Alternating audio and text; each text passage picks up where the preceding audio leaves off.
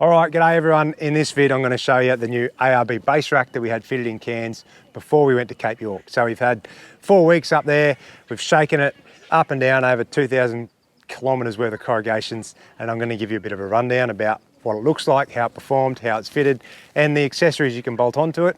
And I'll just show you what it looks like on my vehicle. So it's a bloody good thing, I reckon. If you're looking for a roof platform, make sure you check this one out. So the one on this car is a standard size, okay? It's the one that you'd fit to like a VX or a Sahara with a sunroof. So normally it would sit further back on the cab, but because mine's a chopped 200, it sits on the front. And they have modified the base rack, so the actual mounting system. They've modified the length of it for me, just so it would fit on. But just so you know, if you do have a chopped 200 and you want to put one on, you can get a rack that'll fit. Anyway, come up here because there's a fair few differences about this compared to other platforms on the market. Now, I'll start at the very front.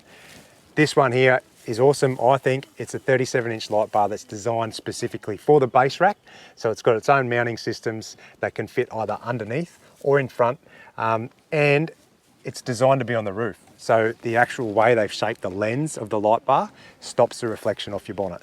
So that's a big thing with light bars. You flick them on and everything's too bright down here. The way they've shaped that lens cuts that out. So it's perfect to sit up there and it throws heaps of good light. Perfect addition to the big intensities on the front. I'll show you the way this is mounted because this is different to all the other ARB racks that they've had in the past. So I'll grab the camera quickly. So the actual mounting platform itself is these low profile, long mounts that fit into your standard 200 series cabin on the top.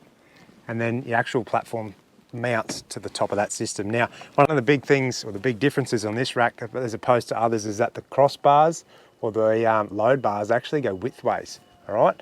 So instead of lengthways. So a lot of people have asked me if that creates a lot of wind noise. No, it doesn't. So if you have a look across the front here, there's actually a wind deflector that fits across there under the light bar. And I don't get any wind noise out of this thing at all. So it is low profile, it's lightweight, and it's fully welded, so it can't come loose. The whole actual platform itself is fully welded all the way around. The only thing that screws into these end caps, so this is another sort of feature of the base rack, is that all the outside rails or channels are hollow, so you can hide all your wiring in it. You see I've got like my steady lights on this side. I've got a solar panel up on top here, plus I've got the light bar on the front here as well. All that wiring gets hidden inside these rails, right? So then it's all tucked away nice and neat, can't get damaged. And yeah, it looks schmick, it looks absolutely schmick. So there you go. Mounting systems, let's talk about that because the biggest difference that you'll notice is the way everything actually mounts to it, and they call it a dovetail system. So dovetail meaning the actual shape of the rack. If you look along here, it's actually shaped like a dovetail joint, like if you think woodworking, and then that's the way everything can mount to the roof rack. See this? We've got all these accessories here to mount things and they just clamp onto the dovetail system. There's a specific one to mount your treads, so that mounts to the dovetail and then your pins lock onto that.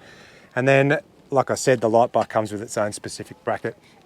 You can also get adapters, so you can run your old T-slot stuff, so all your old attachments off different racks, you can get adapters that fit in here and you can still run the T-slot things like I've done for my shovel on the other side. I'll come and show you that. So swing around the other side. So jump up here, I'll bring you up.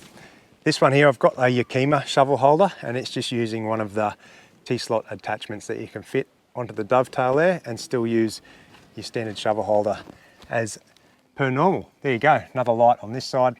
And here's my tread pins here, so you just have to undo them, lift your treads off and away you go. Good thing.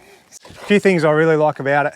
It's light, it's low profile, it looks absolutely killer.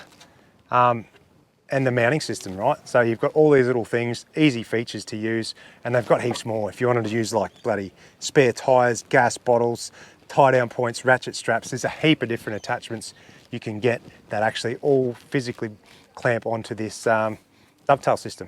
So there you go. It's a quick look at the ARB base rack. I didn't want to do a vid when we first got it because I didn't know how it was going to perform. But after 4 weeks up the Cape, it's absolutely killer. I like it. So there you go.